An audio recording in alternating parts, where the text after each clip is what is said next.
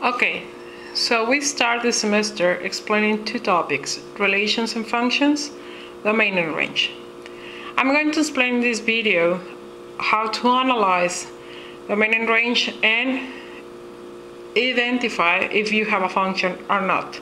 The first thing we need to remember is that we will have relations x and y when x and y can be repeated. But some of the relations we give you are going to be functions, just some. Which ones? The ones where x is not repeated.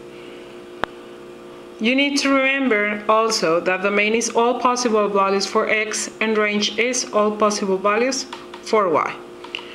So let's start. You will receive an ordered pairs, a set of ordered pairs or graphs. In order to analyze the graphs, you need to identify the four types you will receive. The first ones are dots. When you have dots, you need to use braces and include all the values you have, separate them with commas. The second type of line you will have is the one where the start point or end point is not filled. That means that the value is not included. In these ones, you have to use, or we have to use, parentheses. The last ones are when we have arrows. Arrows represents infinite. And yes, you have to also use parentheses. The last ones are when we have a start point or end point, a dot field. And that means that we include the value, and if we are going to write our interval with brackets, we have to use these ones, the square ones. So let's start with some examples here. I write these two set of ordered pairs, and you need to identify two things, if these are functions or not. Why? Because all of them are going to be relations at the end, so you need to mention it's a function, it's not a function, and you have to write down the domain and range. So let's see, we have -7, -3, -12, 2, 5, 0, and 0, -3. The numbers you need to identify or check are the x, -7, -12, 5, and 0. They are not repeated, then you have a function. In the second one, you have 5, -4, -2, 3, -5, 1, -2, 0. Then you check the x, 5, -2, -5, and -2. The -2 are repeated, so this one is not a function. Remember, you don't need to write it's a relation. Why? Because both are relations. You need to identify if it is a function or not. The next thing is write down its domain and range. Easy. If we give you a braces, like these ones, you need to write your answers also with braces. So what do you need to include? You need to include all the values. Domain are all possible values for x, so you need to include all the x's from least to greatest, and the least one or the little one is the -12. Then you start -12 is going to be the next one -7, 0, and 5. You close your braces. And range is going to be all possible values for y. So you check -3 to 0 and -3. You have one that is repeated, but it doesn't matter. You don't have to write 2 times, you just write it 1. So it's -3, 0 and 2, so first the 0 and then the 2. And you finish. The next one, you have 5, -4, -2, 3, -5, 1, and -2, 0. Again, from least to greatest is going to be -5, the -2 is repeated, so you just write once, and then the 5. From least to greatest You close your braces and you answer now the range. The range are all the y's, so it's -4, 3, 1, and 0. From least to greatest is going to be -4, 0, 1, and finally the 3. In conclusion, if we give you braces, use braces. If one of the numbers is repeated, just write it once.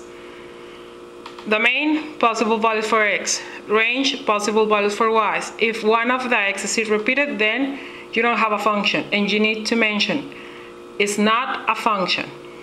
Now, let's move on to graphs. In graphs, we need to check with vertical lines if you have a function or not. You just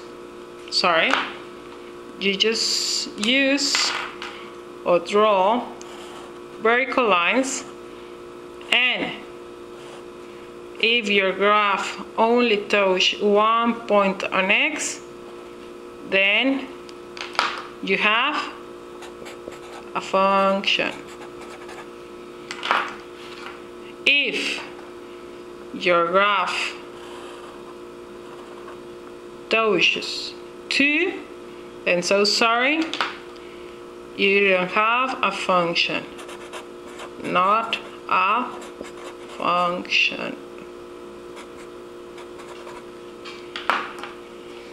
This one, it doesn't matter if you have vertical lines here, and if the last part you have 2, so sorry again, it's not a function. And finally, here you have a parabola. A vertical parabola is a function. So you conclude that is a function. Okay, domain and range. Domain and range are all possible values for x and possible values for r. Here, if you can see, I didn't feel that a start point or end point, but it's supposed to be included. Why? You have a dot there. So, believe it or not, this is a -3. Your domain will start from -3 and will stop until number 3. It's -3, 3. And your range will start here, and this is a -2, from -2 to 2. If you have a line where the dots or the start point and end points are filled, then you use brackets. Next one. Here you have 3 things. I draw an horizontal parabola, a dot, and a vertical line. So for this one, because of this beautiful parabola, your range is going to be all real numbers. Why? Because you start from -infinite to +infinite. Here also in this one, you have from -infinite to +infinite. So the easy one here is the range. Your range is going to be, real numbers. And your domain, let's see. We start here from -infinite, and we will have to stop here on -1. So it's from -infinite, comma, to -1. Sorry about the paper. The -1 is included, so you use brackets. But here, believe it or not, I draw a dot at the origin, so also the 0 is included. In this one you have 2 options, or you write braces.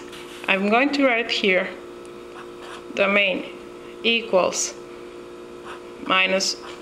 -infinite, comma, -1 bracket. Then is the value of 0.